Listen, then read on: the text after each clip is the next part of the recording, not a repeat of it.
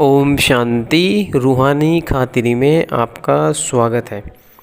कल बाबा ने हमें एक याद की विधि बताई कि अपने को सारथी समझने से हम स्वतः ही साक्षी हो जाएंगे।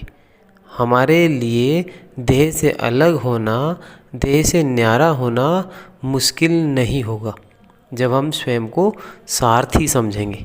आज बाबा ने उसी को आगे और क्लियर किया है। सारथी अर्थात आत्म अभिमानी, क्योंकि आत्मा ही सारथी है। ब्रह्मा बाप ने इस विधि से नंबर 1 की सिद्धि प्राप्त की, तो फॉलो फादर करो। जैसे बाप देह को अधीन कर प्रवेश होते अर्थात सारथी बनते हैं, देह के अधीन नहीं होते, इसलिए न्यारे और प्यारे हैं। ऐसे ही आप सभी ब्राह्मण आत्माएं भी बाप समान सारथी की स्थिति में रहो।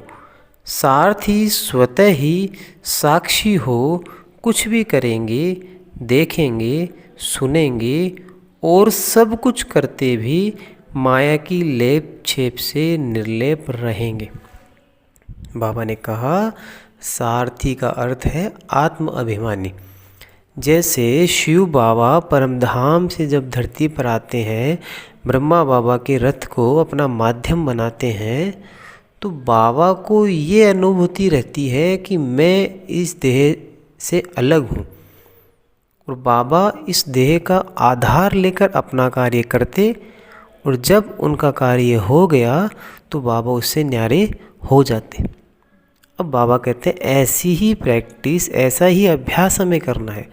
जब भी हम कर्म में आए तो देह का आधार लें, अर्थात बुद्धि से अपने आप को देह का आधार लेकर कर्म किया और फिर उससे डिटेच हो गए, फिर उससे न्यारे हो गए।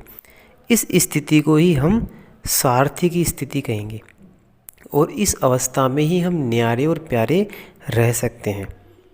बाबा ने कहा जब हम सारथी होंगे तो साक्षी होकर कुछ भी करेंगे, देखेंगे, सुनेंगे, कोई भी कर्म, कोई भी परिस्थिति हमारे सामने आएगी, लेकिन सब कुछ करते, सुनते, देखते भी हम उस परिस्थिति, उस बातों से निर्लेप रहेंगे। उन बातों का हमारे ऊपर कोई प्रभाव नहीं पड़ेगा, और हमें ऐसी ही सुंदर स्थिति अपनी बनानी है, क्योंकि हम जिस दुनिया में हैं वहाँ हर पल, हर सेकंड हमारे सामने कोई ना कोई बात, कोई ना कोई परिस्थिति आती ही रहती है, और बाबा कहते हैं अंत तक आती ही रहेगी। लेकिन हमें इन सभी के बीच रहते हुए अपने आप को निर्लिप्त अवस्था में रखना है, तभी हम सतयुगी स्वर्णिम सुख की जो दुनिया है वहाँ जाने के अधिकारी बनेंगे।